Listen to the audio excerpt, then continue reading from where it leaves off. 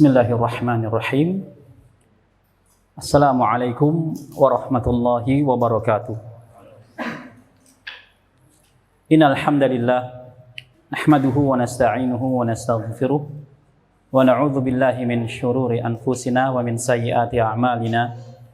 May yahdihillahu fala mudilla lahu wa may yudlil fala hadiyalah. Asyhadu an la ilaha illallah wahdahu la syarika lah wa asyhadu anna Muhammadan abduhu wa rasuluh. Qala Allah Ta'ala fil Qur'anil Karim, ya ayyuhalladzina amanu taqullaha haqqa tuqatih wa la tamutunna illa wa antum muslimun. Ya ayyuhan nasu taqu rabbakumul ladzi khalaqakum min nafsin wahidah wa khalaqa minha zawjaha wa batha minhuma rijalan katsiran wa nisaa wattaqullaha allazi tasaaluna bihi wal arham innallaha kana 'alaikum raqiba. Ya ayyuhalladzina amanu taqullaha wa qulu qawlan sadida yuslih lakum a'malakum wa yaghfir lakum dhunubakum wa may yuti'illaha wa rasulahu faqad faza fawzan 'azima, amma ba'd. Fa inna asdaqal hadithi kitabullah wa khairal hadi Muhammadin sallallahu alaihi wasallam wa syarrul umuri muhdatsatuha wa kullu muhdatsatin bid'ah wa kullu bid'atin dhalalah wa kullu dhalalatin finnar. Jamaah kaum muslimin wal muslimat rahimakumullah, alhamdulillah kita bersyukur kepada Allah Subhanahu wa taala atas segala nikmat dan karunia yang Allah berikan kepada kita semua, baik berupa nikmat iman, nikmat Islam, nikmat sehat walafiat, yang dengan semua nikmat tersebut alhamdulillah kita dapat sama-sama berkumpul di Masjid Madinatus Sunnah, masjid yang kita cintai, dalam rangka thalabul ilmi. Semoga salawat dan salam tercurah kepada Nabi besar Nabi Muhammad sallallahu alaihi wasallam, kepada keluarganya, kepada para sahabatnya, dan kepada umatnya hingga akhir zaman kelak. Jamaah rahimakumullah, tema yang akan kita bahas pada malam hari ini tentang serba-serbi puasa. Ketahuilah bahwasanya puasa adalah salah satu amalan yang sangat agung dan sangat utama. Dan kita kenal dalam amalan puasa ada yang hukumnya wajib, puasa yang hukumnya wajib, dan juga ada puasa yang hukumnya sunnah. Ya. Maka dengan berpuasa seseorang insya Allah akan terlepas dari belenggu syahwat dunia, dan juga insya Allah kalau dia lakukan dengan dua syarat, ikhlas dan sesuai dengan tuntunan Nabi SAW, akan terbebas dari siksa api neraka. Maka alangkah baiknya setelah kita melaksanakan amalan puasa wajib, puasa Ramadan, alangkah baiknya, alangkah eloknya ya, kita ikuti dengan amalan puasa sunnah. Karena jamaah, amalan-amalan sunnah yang kita kerjakan itu akan menambal kekurangan kita pada amalan-amalan wajib. Jadi amalan sunnah ini hakikatnya sebagai tambalan pada amalan-amalan wajib yang kita kurang sempurna di dalam melaksanakannya. Di dalam hadis riwayat ya Imam Muslim dan yang lainnya, Nabi SAW bersabda, Inna awwala ma yuhasiban nas yaumal qiyamah min a'malihim. Ya. Sesungguhnya amalan yang pertama kali dihisab pada manusia di hari kiamat ya, as-salah. Yang pertama itu salat ya, salat wajib yang 5 waktu. Kemudian qala yaqulu rabbuna azza wa jalla li malaikatihi wa huwa a'lam. Kemudian Allah Subhanahu wa taala mengatakan kepada para malaikatnya, bertanya kepada para malaikatnya, wa huwa a'lam, dan Allah lebih tahu dibandingkan para malaikatnya. Allah Maha tahu. Allah bertanya, bukannya Allah nggak tahu jamaah. Allah tahu. Allah bertanya kepada malaikatnya, unzuru fi sholati abdi. Hai malaikat, coba kalian lihat pada sholat 5 waktu hambaku ini. Atamaha am naqasaha. Sholat 5 waktunya sempurna atau nggak sempurna nih hambaku ini nih. Suruh dilihat tuh malaikat. Lihat, ditimbang sama malaikat di mizan. Kata Allah, fa in kanat tamah kutibat lahu tamah. Kalau hambaku ini sholat 5 waktunya sempurna, catat baginya pahala yang sempurna, dicatat sempurna itu jamaah. Wa in kanat intaqasa minha syai'an, tetapi kalau sholat 5 waktunya nggak sempurna, ya, entah dari waktunya, ya suka lalai, entah dari mungkin bolong-bolong, ya, atau mungkin ketika di tengah-tengah sholat dia lupa jumlah rakaat. Pernah nggak kita kayak gitu jemaah? 3 apa 4 nih? Ya. Yang lebih parah udah sholat, udah wudu belum gitu? Wah repot. Namanya was-was. Ini nggak sempurna tuh. Atau baru imam masih Maliki yaumiddin. Pikirannya udah melayang kemana-mana nih. Yang ikhwan mungkin kunci motor masih nancep nggak ya? Ya, pegang-pegang katanya. Nggak sempurna. Yang ibu-ibu lagi sholat, kompor udah dimatiin belum? Kondangan hari apa? Ya. Nah, ini nggak sempurna. Maka kalau kurang sempurna, maka Allah berfirman kepada malaikatnya, "Unzuru hal li abdi min tatawwu." Tuh jamaah. Malaikat, kalau sholatnya tadi nggak sempurna, coba lihat deh, hambaku ini punya amalan sunnah nggak? Coba lihat, punya amalan sunnah nggak dia? Dilihat tuh sama malaikat. Fa in kana lahu tatawwu, qala atimu li abdi faridatahu min tatawwuhi.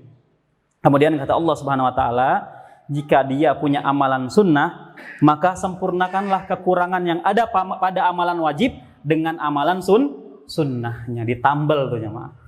Ya. Maka kita sudah melaksanakan sholat wajib. Ya. Di sana ada sholat sunnah rawatib.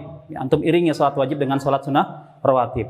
Jangan-jangan banyak kekurangan pada amalan wajib, nggak sempurna. Begitu juga pada puasa. Puasa Ramadan, alhamdulillah Ustaz, ya, penuh full. Tapi ketika kita puasa wajib, kita secara nggak sadar mungkin gibah teman kita. Kalau nggak gibah offline, gibah online. Ya. Sekarang gibah kan bisa online ya, Mak.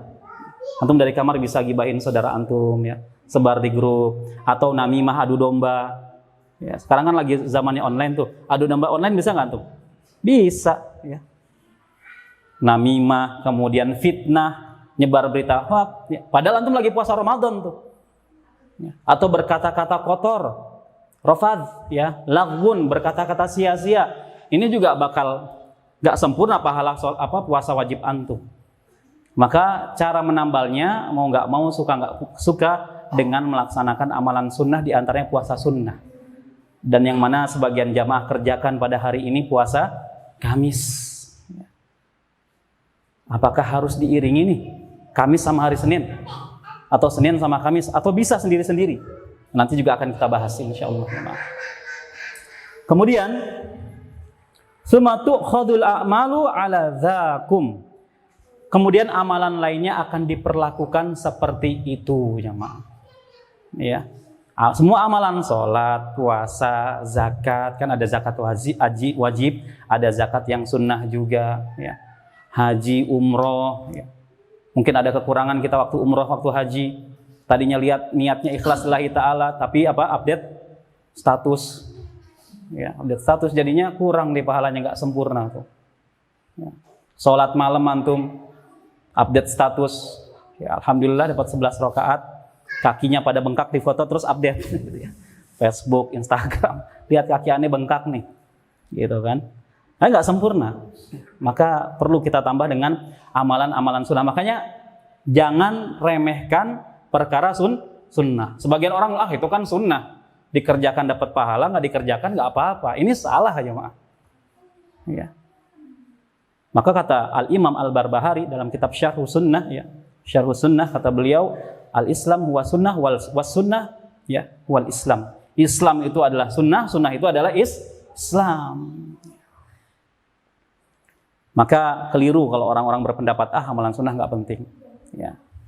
Walaupun ada sebagian sahabat atau sahabiah yang dia hanya mau melakukan amalan wajib saja. Kalau pembahasan kemarin kita tentang akhlak, ada seorang sahabiah yang seumur hidupnya hanya melaksanakan amalan wajib saja, nggak pernah ditambah amalan sunnah. Ya, tapi ditambal dengan apa? Akhlak yang mulia. Kan ada salah seorang sahabat mengeluh nih jemaah tentang keadaan tetangganya si fulana, seorang sahabiah. Yang satu sih amalan wajib dikerjakan, amalan sunnahnya dilibas semua sama dia. Ya, Hai Nabi, aku punya tetangga si fulana. Dia suka mengerjakan sholat malam, kemudian puasa sunnah, Senin, Kamis, Ayyamul Bid, kemudian sedekah wajib, sedekah sunnah dia kerjakan. kemudian tilawah Al-Quran, tapi bersamaan dengan itu, kalau dia keluar rumahnya, apa jamaah kemarin? Lisannya menyakiti hati tetangganya. Dia kerjakan wajib sama amalan sunnah tuh, dua-duanya dilibas semua. Tapi sayang, ini nggak bisa dijaga nih jamaah. Lisan. Apa kata Nabi? Laisa fiha khair, nggak ada kebaikan pada dirinya. Padahal sahabiah yang ini dalam beramal luar biasa, ilmu amal. Tapi sayang akhlaknya buruk, suka bikin sakit hati tetangganya. Ya. Makanya kalau kita mungkin sudah hafal 30 juz, ya, sudah hafal Sahih Bukhari, sudah khatam kitab tauhid, kitab fikih, ya. Coba introspeksi, kalau lisan kita masih mengganggu dari menyakiti hati orang lain, introspeksi, jangan-jangan ada yang salah nih jemaah. Hiya min ahli nar, kata Nabi, dia termasuk penduduk neraka, padahal dia mengerjakan amalan wajib plus sunnah, tapi sayang lisan nggak bisa dijaga, kata Nabi, hiya min ahli nar, dia termasuk penduduk neraka. Maka hati-hati bahaya lisan, jemaah, bahaya lisan. Diadukan juga, ada seorang tetanggaku juga, wahai Nabi, si fulanah ini, ya, dia hanya mengerjakan sholat yang wajib saja 5 waktu, nggak pernah ditambah sholat sunnah rawatib, nggak pernah jemaah. Puasa hanya mengerjakan puasa Ramadan saja, nggak pernah ditambah puasa sunnah.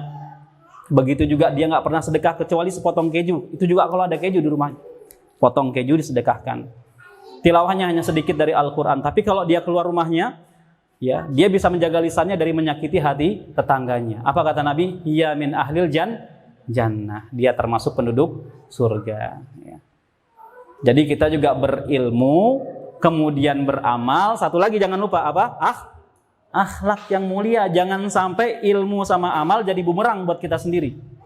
Ya, jadi bumerang buat kita sendiri. Baik. Kemudian juga kelebihan amal-amal soleh diantaranya puasa. Kata Nabi SAW, Kulu amali ibni Adam yudha'aful hasanah bi asri ila sab'ah mi'ah di'afin.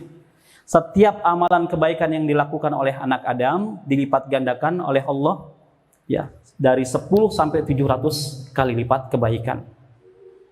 Semua amalan soleh. Dalam hadis yang lain, dalam hadis qudsi kata Allah, illa saum, kecuali puasa. Di sini puasa lafaznya umum, mencakup puasa Ramadan maupun puasa sunnah. Amalan sholat, ya, kemudian baca Quran, sedekah, nilai kebaikannya 10 sampai 700 kali lipat. Yang tidak diketahui itu amalan puasa berapa nilainya, nggak tahu kita. Kenapa? Karena amalan puasa itu hanya untuk Allah. Kata Allah, fa innahu li, puasa itu untukku. Wa ana ajazibih, dan aku yang akan langsung membalasnya. Itu luar biasa jemaah. Ya. Jadi yang senang berpuasa, kalau puasa wajib ya harus wajib. Tapi kalau yang senang berpuasa sunnah, ini kabar gembira untuk orang-orang yang senantiasa melaksanakan puasa sunnah. Karena pahala puasa itu pahalanya nggak berbatas, tidak terhingga. Kita nggak tahu, hanya Allah yang tahu. Nanti Allah yang akan membalaskannya. Maka kata Nabi SAW, ya, lisoim farhatani, lisoimi farhatani. Ya, bagi orang yang berpuasa ada 2 kebahagiaan. Bagi orang yang berpuasa ada 2 kebahagiaan. Dia mendapatkan 2 kebahagiaan. Kira-kira apa jemaah? Yang pertama apa? Ketika berbuka. Yang kedua, ketika berjumpa dengan Rabb-nya, dengan Allah. Karena dia menanti pahalanya, karena Allah yang akan langsung balas pahalanya, nggak tahu nilai pahalanya berapa. Yang pertama ketika berbuka. Tadi antum yang berpuasa senang nggak pas berbuka? Masya Allah senang. Bahkan channel TV itu yang favorit azan maghrib, ya nggak? Pindah-pindah channel azan maghrib mana nih? Gitu. Yang biasanya nggak pernah nyari, dicari yang paling cepat mana nih? Coba pindah. Ah ini dia. Senang, gitu kan? Apalagi pas bulan Ramadan, ya. Udah pada di depan TV. Kita kan dulu kecil kayak gitu ya, depan TV. Coba cari yang paling cepat. Ya, akhirnya stasiun TV RI Jogja di setamat. Gitu. Senang, ya. Buka senang, masya Allah. Nanti ketika di akhirat senang juga berjumpa dengan Rabb-nya, menanti pahala yang dijanjikan Allah. Wa ana ajazibih, kata Allah. Dan aku yang akan langsung membalasnya pahala puasa tersebut. Ya. Kemudian walukhulufu fihi atyabu indallah mirihil misik. Kemudian keutamaan orang yang berpuasa juga kata Nabi SAW, bau mulut orang yang berpuasa itu lebih wangi di sisi Allah daripada minyak kasturi, minyak misik jamaah. Tapi di sisi Allah, Ya. Jangan salah paham antum. Anak puasa nih, coba sini, cium. Bau mulut anak, bau misik. Waduh, Masya Allah. Ini salah paham terhadap hadis. Ini di sisi Allah, indallah. Mungkin di sisi manusia mungkin nggak enak baunya, ya nggak? Orang lambungnya kosong, dari lambung kita bau tuh. Tapi di sisi Allah lebih wangi dibandingkan minyak misik, minyak kasturi. Antum pernah nggak bau nyium minyak misik yang asli? Ya, kalau di sini yang KW jamaah. Yang asli itu mahal. Karena misik itu diambil dari lukanya rusa, nanahnya rusa tuh. Nanah rusa kemudian digesek-gesekkan ke kayu, nah itu diambil minyaknya. Itu per milinya mahal, Masya Allah. Mungkin bisa jutaan ya, Mak. Kalau kita mungkin yang di sini misik-misikan, yang 1 milinya 2.000 perak, yang itu misik-misikan. Tapi kalau yang asli luar biasa mahal ya, Mak. Itu di sisi Allah bau mulutnya orang berpuasa lebih wangi dibandingkan minyak misik. Di sisi Allah, tapi kalau di sisi manusia ya mungkin bau, ya karena lambung kita kosong. Baik, kemudian yang berikutnya, dan karena puasa ini adalah sebuah amal soleh, maka amalan agar diterima Allah Subhanahu Wa Taala ini punya dua syarat, ya maaf. Antum yang hobi beramal soleh, ingat amal soleh antum akan diterima Allah kalau memenuhi dua syarat. Yang pertama kira-kira apa? Ikhlas. Yang kedua, ittiba'ur rasul, sesuai dengan tuntunan Nabi Sallallahu Alaihi Wasallam. Sebagian ulama, Syekh Muhammad Amin Asy-Shinqiti, ya, dalam kitabnya Adwaul Bayan, ya, ketika menjelaskan surat Al-Kahfi, tafsir surat Al-Kahfi ayat-ayat terakhir, ditambah satu lagi, beliau menambahkan satu lagi, tauhid. Ya. Jadi syarat diterimanya amal menurut beliau, gurunya Syekh Utsaimin beliau ini. Yang pertama tauhid, yang kedua ikhlas, dan yang ketiga ittiba'ur rasul. Baik, ikhlas maknanya apa ya, Mak? Ikhlas. Kita nih harus ikhlas puasa, gitu kan? Apa kira-kira ikhlas? Yang tahu boleh pulang nih. Murni artinya. Murni tanpa campuran, itu makna ikhlas. Artinya apa ikhlas? Memurnikan ibadah hanya untuk Allah, murni tanpa campuran. Ya. Ada orang ibadah puasa umpamanya di satu sisi dia cari ridha Allah, di satu sisi juga cari pujian dari bosnya. Yang puasa Senin Kemis ya dapat reward misalnya. Ya. Bakal naik jabatan kalau dia rutin.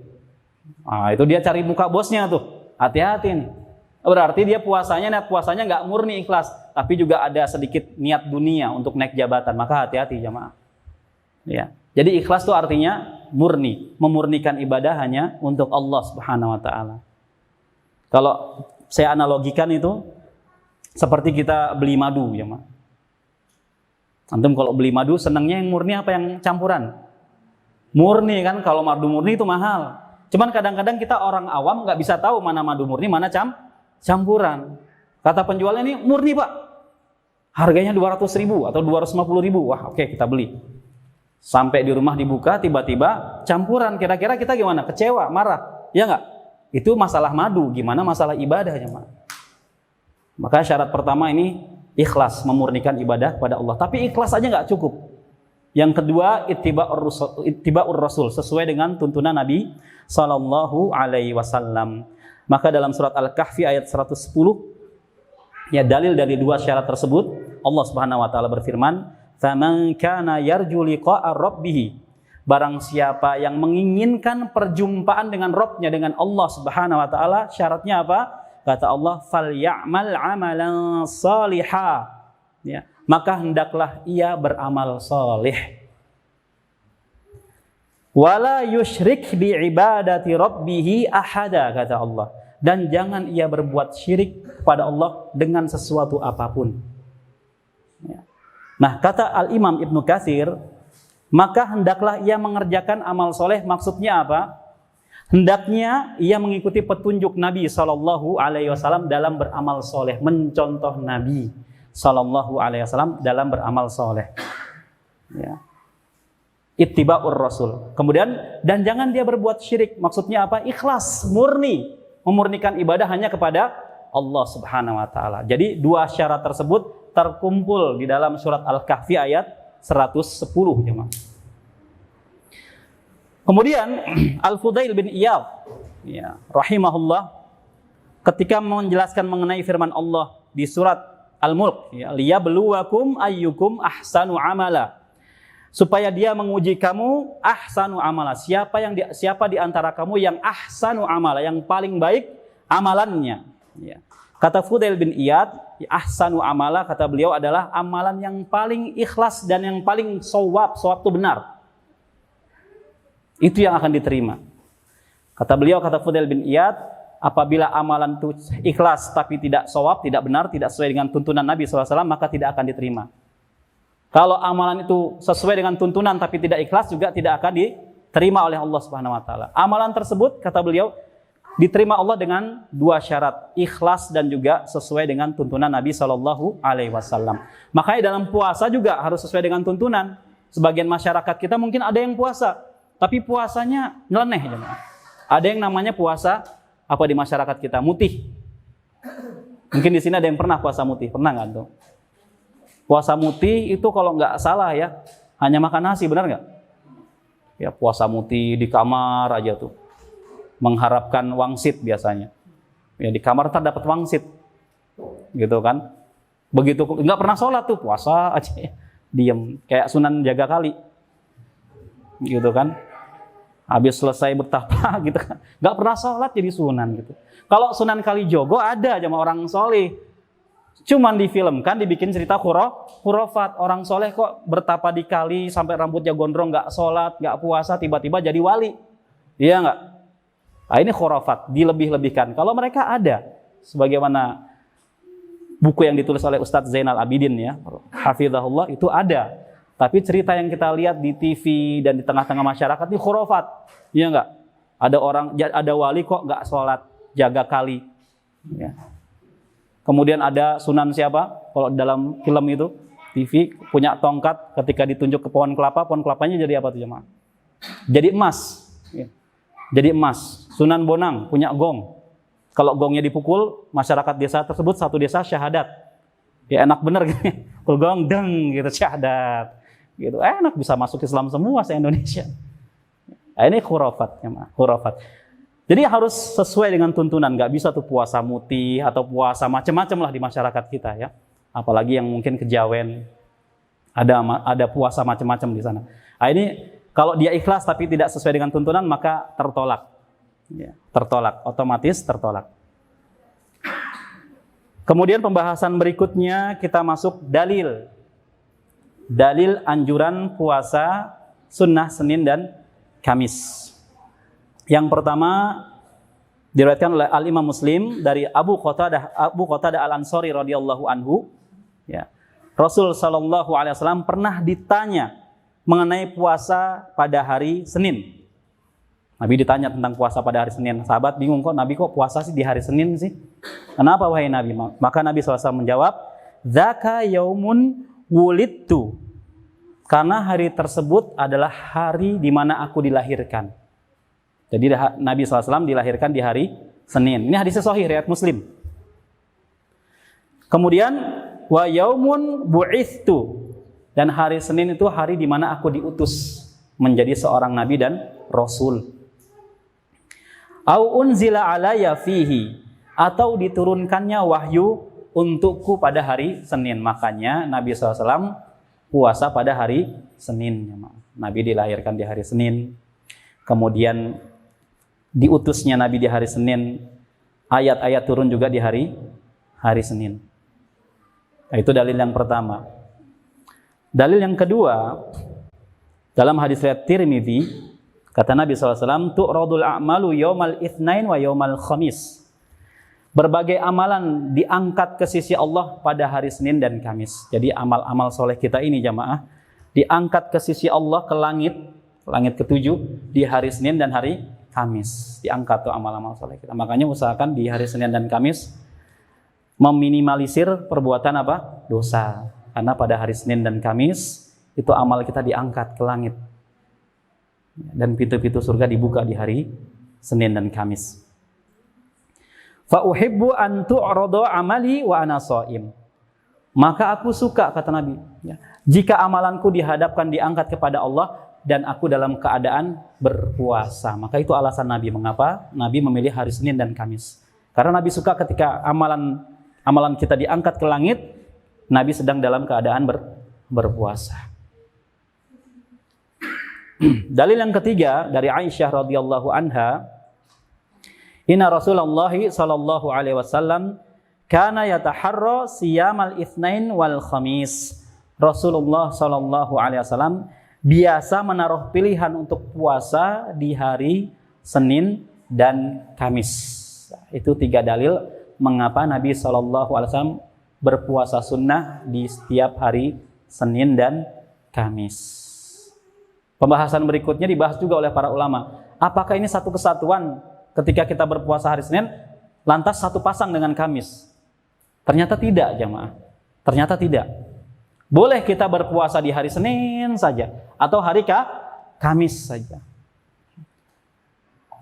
Maka, amalan yang terbaik, yang paling dicintai di sisi Allah adalah amalan yang sedikit namun continue terus, jemaah. Bukan banyak terus kapok, enggak. Kata Nabi SAW, ahabbul a'mali ilallah adwamuha wa in qalla. Amalan yang paling dicintai di sisi Allah, yang paling dicintai di sisi Allah, yang sedikit namun rutin continue. Umpamanya gini, jemaah. Antum belum pernah nyobain puasa Senin Kemis. Belum pernah nyobain puasa Senin Kemis. Untuk melatih agar kita dawam terbiasa, maka latih terlebih dahulu Senin. Selama 1 semester. Kalau 6 bulan berturut-turut Seninnya lancar, nggak pernah potong, nggak pernah putus, alhamdulillah sukses nih. Pertanda baik. Nah, semester berikutnya antum tambah Kemis. Nah, udah setahun jalan Senin Kemis nggak pernah putus, alhamdulillah. Tambah lagi puasa apa kira-kira? Ayamul bid. Senin Kemis plus ayamul bid. Sampai kapan Ustadz? Sampai mati, itu Allah paling senang ya, Mak. Ya. Jangan puasa Senin Kemis dapat sebulan terus kapok. Jadi kurus Ustadz badanannya.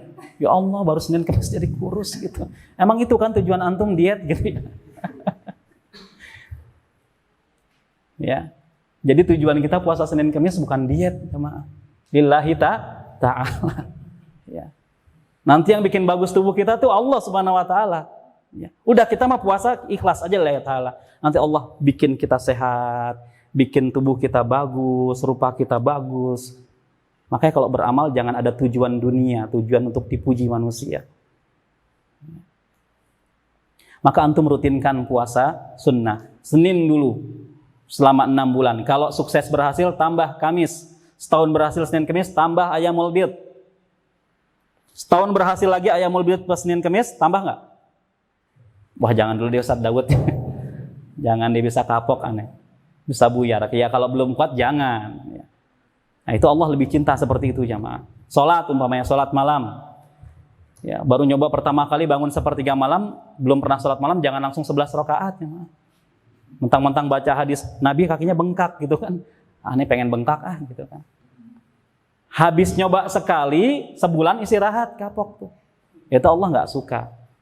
Lebih baik seperti Nabi mewasiatkan Abu Hurairah, wahai Abu Hurairah, aku wasiatkan kepadamu di antaranya sholat witir sebelum tidur. Coba antum coba dulu itu. Ya. 1 rakaat aja, nggak usah 3, 1 dulu. Coba 3 bulan aja tuh. Kalau 3 bulan terus sukses, nggak pernah ketinggalan, 1 rakaat sebelum tidur witir, tambah lagi 3 semester berikutnya. Wah kayaknya aneh mampu nih bangun jam 2. Oke, bangun jam 2 antum. 11 jangan dulu. Nanti subuhnya jam 7 antum. Kalau nggak biasa. Jangan dulu. Bangun jam 2 pagi, ya. Udah sholat tahajud qiyamul lail 2 rakaat plus witir 1, 3 aja dulu. Subuh jangan sampai kesiangan. Coba sampai 6 bulan, nggak keputus, wah bisa ditambah nih. Terus 5 plus witir 3 gitu kan. Terus sampai 11 umpamanya. Sampai kapan saat sampai mati itu Allah cinta dengan amalan tersebut. Baca Quran. Jangan muluk-muluk sehari 1 juz. Ya, sehari dapat 1 juz, seminggu nggak baca Quran. Udah dapat 1 juz hari Senin, berarti liburannya seminggu. Wah ini Allah nggak suka jemaah. Lebih baik sehari 1 ayat, tapi antum continue sampai kapan? Sampai mati. Itu Allah lebih cinta jemaah. Ya, didawamkan sampai mati. Hari Senin antum baca Al-Baqarah, Basmalah sama Alif Lam Mim. Bismillahirrahmanirrahim. Alif lam mim. Tutup. Alhamdulillah Senin dapat alif lam mim. Enggak apa-apa mau dicibir teman-teman, bodo amat, kita enggak peduli jemaah. Aneh dapat alif lam mim, antum dapat apa? Ya. Enggak baca sama sekali dia, ya. Baca dalam sholat, enggak nih konteksnya baca Quran di luar sholat. Antum bangga, alhamdulillah, mudah-mudahan aneh bisa dawamkan sampai aneh mati itu. Ya. Besoknya ayat 2 hari Selasa, besoknya ayat 3 terus. Ya, nggak usah muluk-muluk. Kita tuh jangan overdosis. Allah tuh nggak suka overdosis dalam beramal, nggak suka jemaah. Overdosis, kita biasa-biasa aja, nggak berlebihan, nggak juga kekurangan. Ya, bermudah-mudahan nggak. Kita pertengahan, wasat. Itu yang Allah paling cintai. Ya.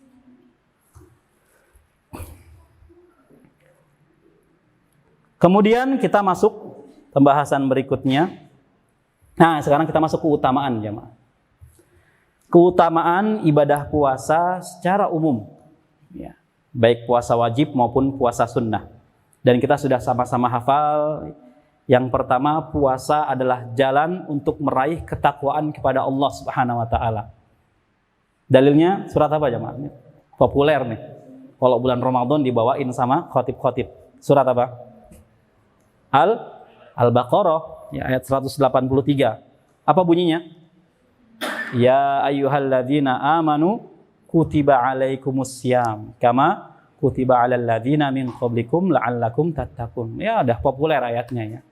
Wajib bagi kita berpuasa di bulan Ramadan. Ya, sebagaimana orang-orang sebelum kita agar kita meraih ketakwaan kepada Allah Subhanahu wa taala. Ini secara umum ya.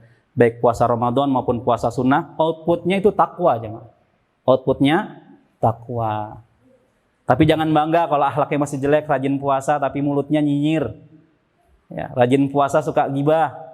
Ini ada yang salah berarti. Jangan-jangan nggak ikhlas puasa kita.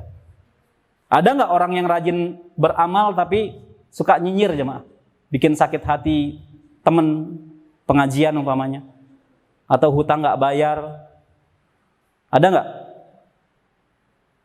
Di Sepatan ada nggak? Nggak ada, ini baik-baik semua, soleh dan solihah. Masya Allah.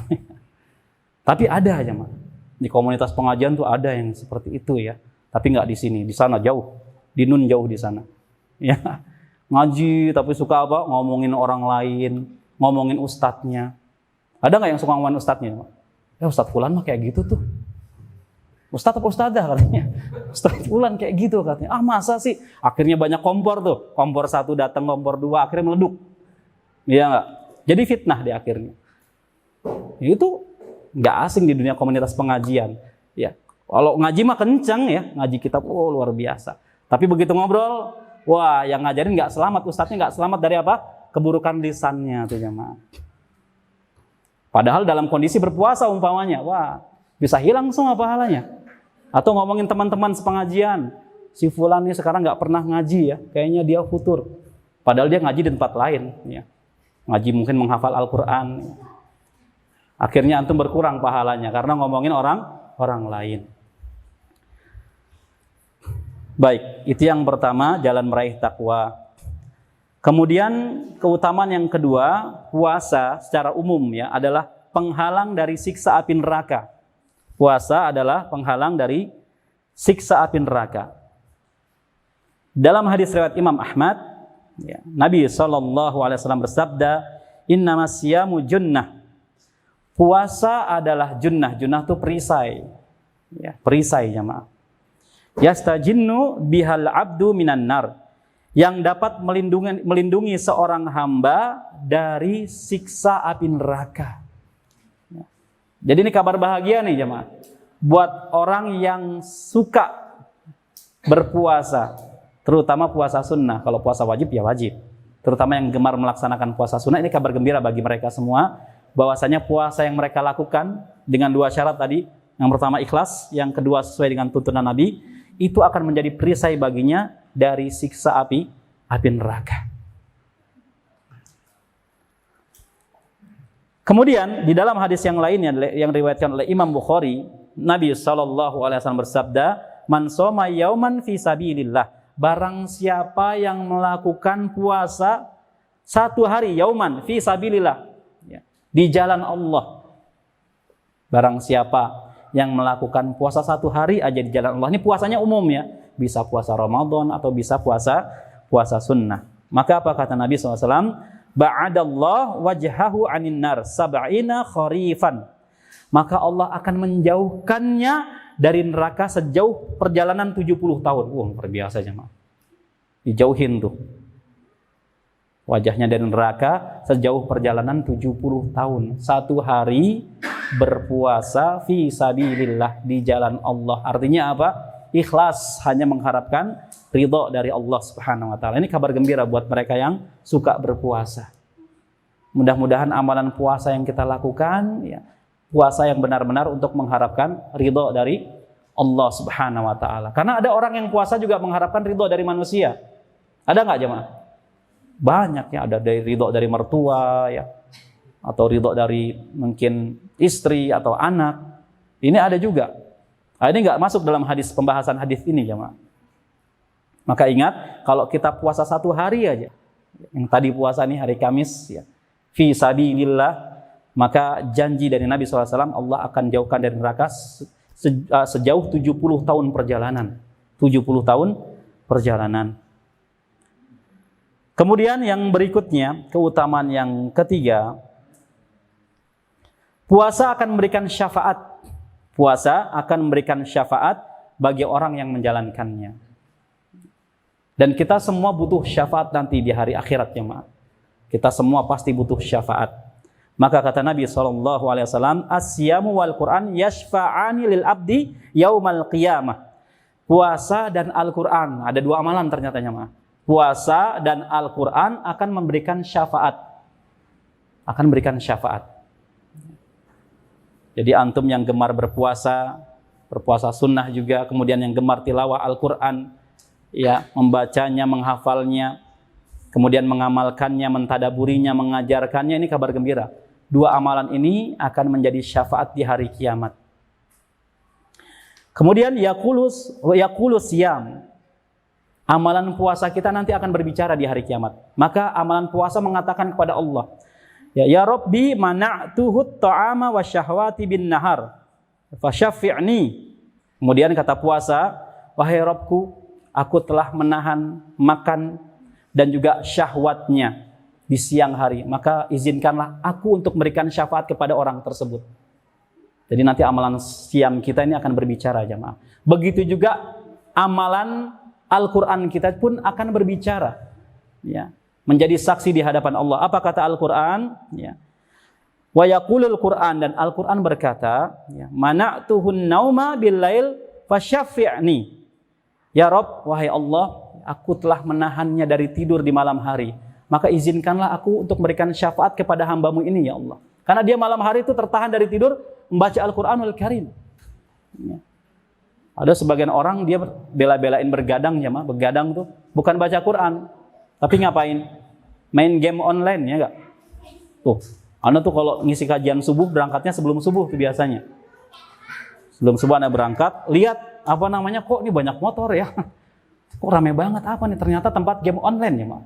Rame, itu isinya anak muda semua. Sibuk mereka, bukan qiyamul lail, sibuk. Game online.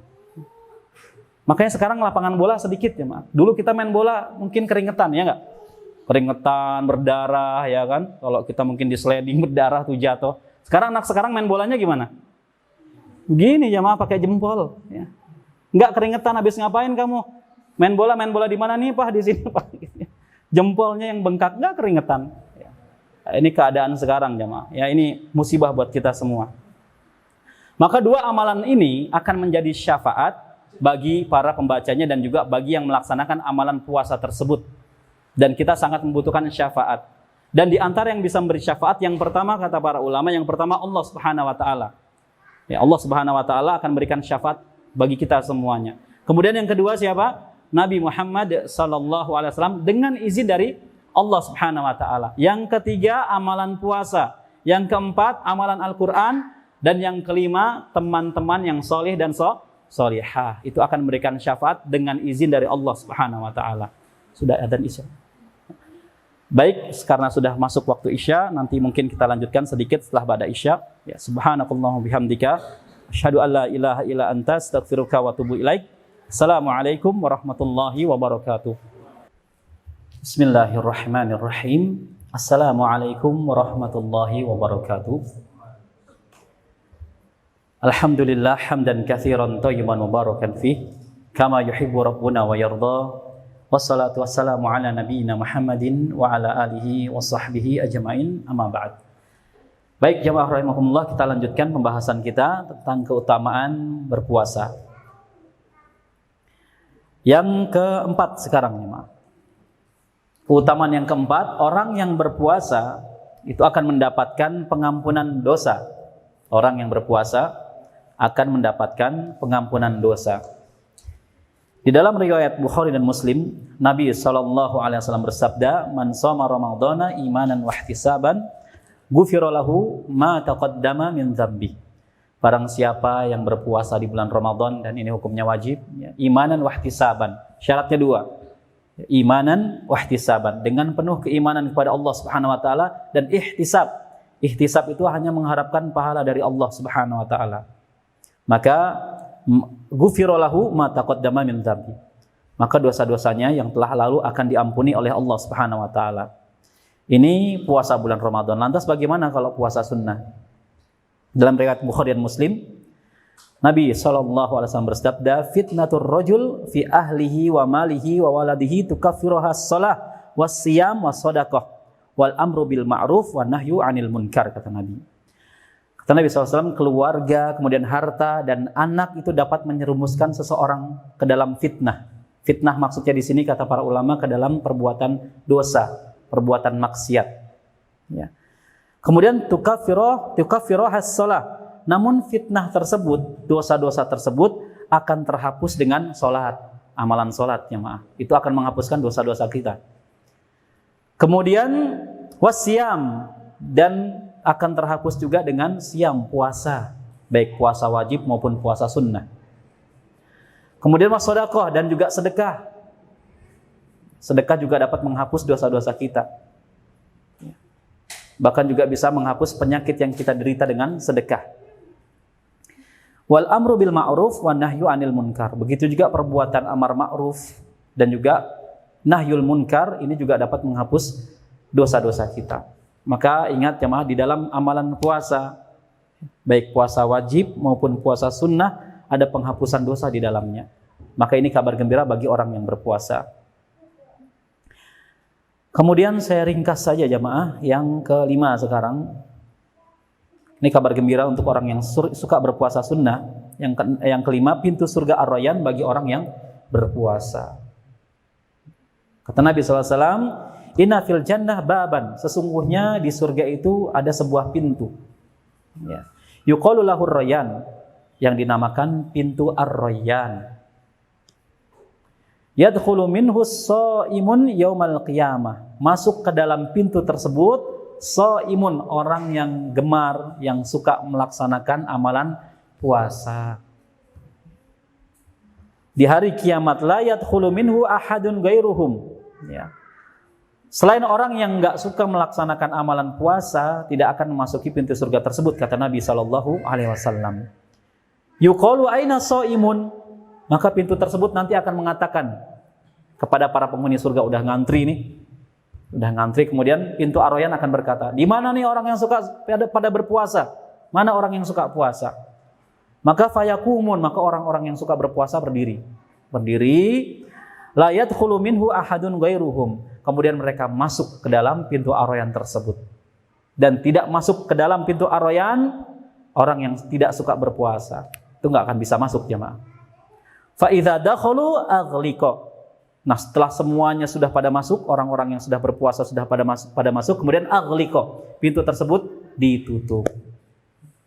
Setelah itu falam yadkhul minhu ahadun. Maka tidak dapat memasukinya kecuali hanya orang-orang yang suka melaksanakan puasa. Sekarang saya tanya, berarti di sini menunjukkan di surga itu ada pintu, ada pintu. Ada berapa pintu di surga? Ada 8. Antum dapat bocoran dari mana?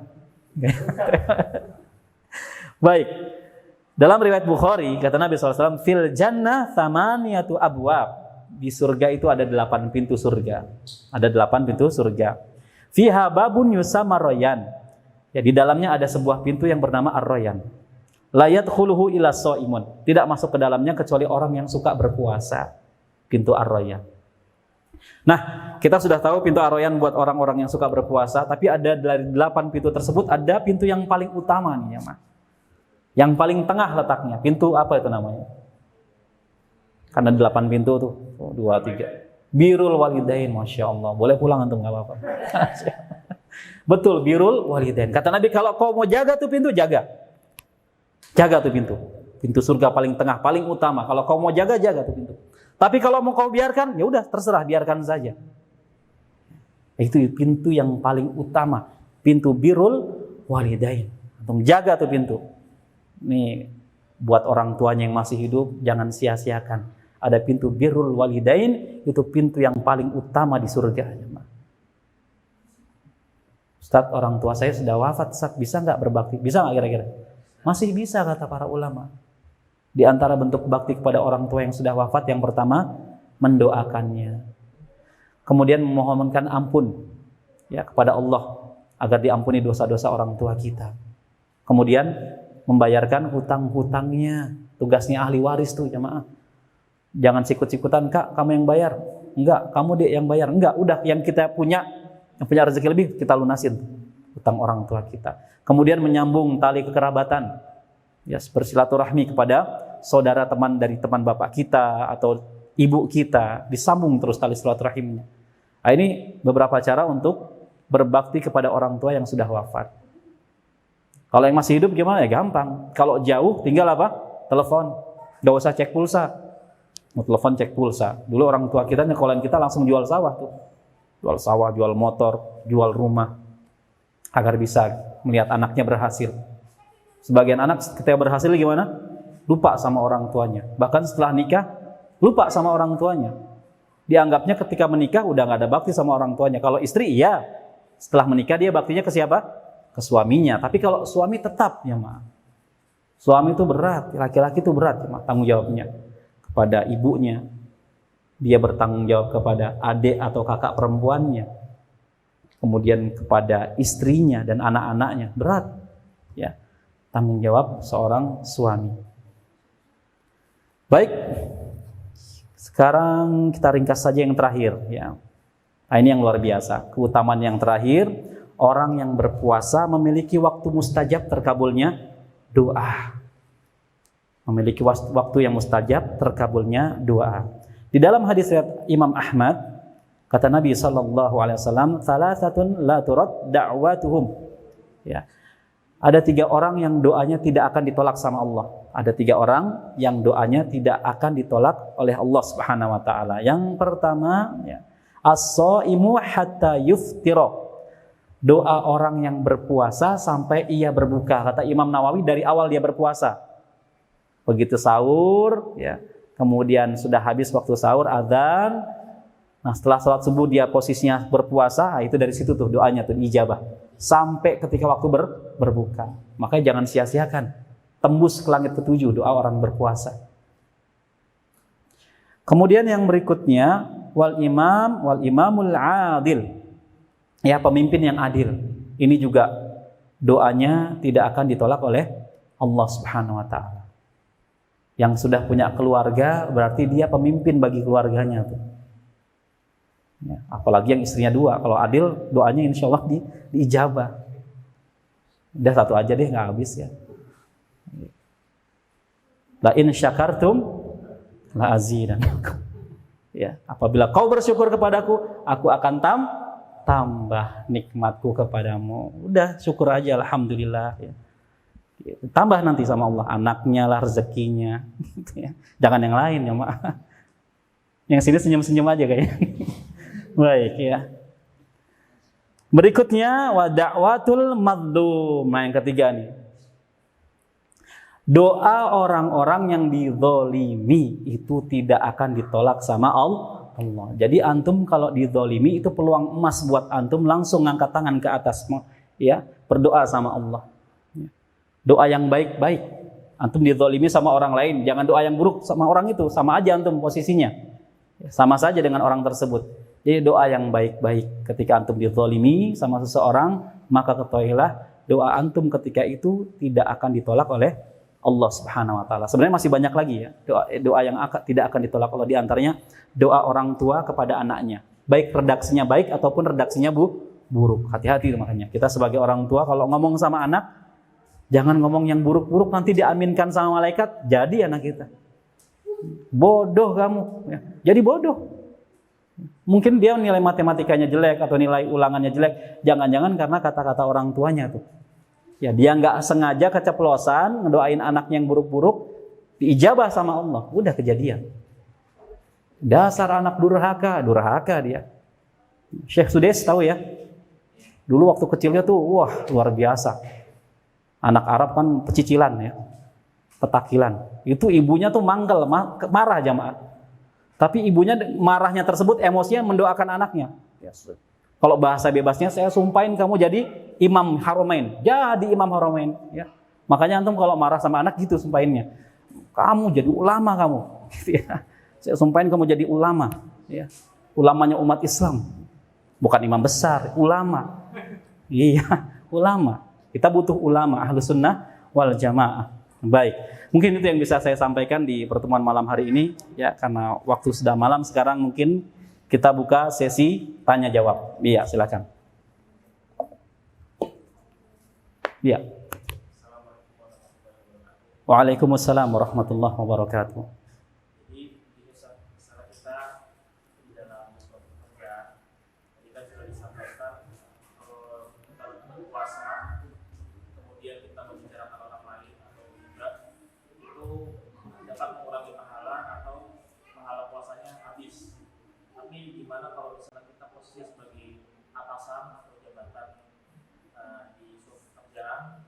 Bicarakan bawahan kita untuk mengevaluasi kinerjanya untuk masalah yang lebih banyak. Apakah ini diperbolehkan atau termasuk dalam ghibah? Iya, bagus pertanyaannya ya. Ghibah itu definisinya kita membicarakan orang lain yang apabila orang lain tersebut tidak suka, itu namanya ghibah dan itu benar. Nah itu ghibah. Tapi kalau pembicaraan kita salah namanya fitnah. Ya fitnah. Tapi bukan berarti nggak boleh membicarakan orang lain dalam rangka kebaikan, boleh ya Mak. Suatu hari ada salah seorang wanita bertanya kepada Nabi, ingin ta'aruf sama sahabat, ceritanya sama ikhwan ya. Minta pendapat Nabi SAW. Nabi, saya ini mau nikah nih. Ada dua pilihan nih, si fulan sama si fulan. Nabi kemudian mengatakan kepadanya, kalau kamu mau nikah jangan sama si fulan. Si fulan ini kalau gampang temperamen, suka mukul, sama si fulan saja. Nah, ini artinya untuk memberikan kebaikan informasi buat orang lain gak jadi masalah. Ini namanya bukan ghibah. Sama juga di ilmu hadis. Ini si fulan ini gimana nih?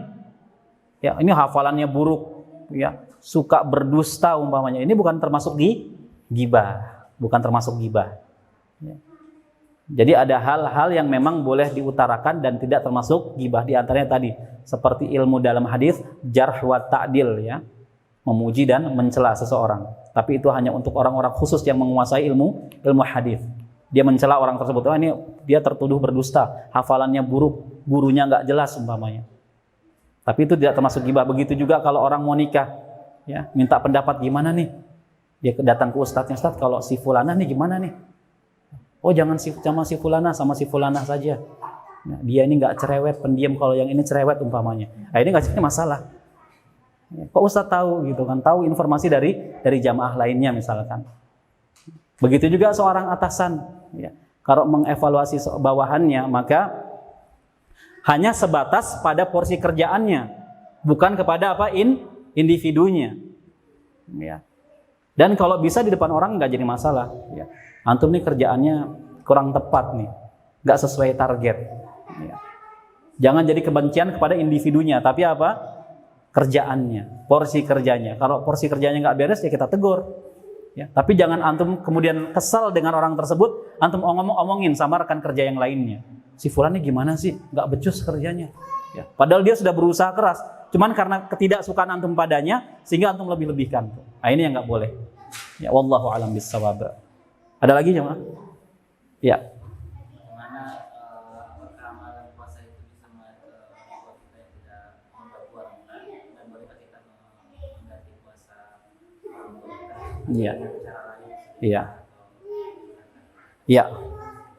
Jadi intinya jamaah, kata para ulama, amalan solih yang dilakukan oleh seorang anak, diniatkan maupun tidak diniatkan untuk orang tua kita, baik orang tua kita masih hidup atau wafat, itu orang tua kita kebagian pahalanya. Diniatkan ataupun tidak diniatkan. Kenapa? Karena kata para ulama, anak adalah hasil usaha dari orang tua. Dapat orang tua. Kayak antum nih sekarang nuntut ilmu. Ini kan ibadah. Ya. Orang tua kita yang masih hidup maupun sudah wafat, kebagian pahala nuntut ilmu. Baik diniatkan maupun tidak diniatkan. Pertanyaan yang kedua, kemudian gimana kalau orang tua punya hutang puasa belum sempat dibayar, keburu wafat umpamanya? Para ulama khilaf jamaah. Ya, para ulama khilaf. Sebagian mengatakan ya diganti puasanya tersebut oleh ahli warisnya. Ahli warisnya dia yang nanggung tuh anaknya. Misalnya ayahnya atau ibunya nggak berpuasa mungkin sebulan, ya diganti sebulan sama ahli warisnya. Ya. Pendapat yang lainnya kata sebagian para ulama tidak diganti, cukup membayar fidyah, gitu ya. Wallahu a'lam bishawab. Ada lagi nggak, Pak? Yang akhwat ada, Bu? Iya, Pak.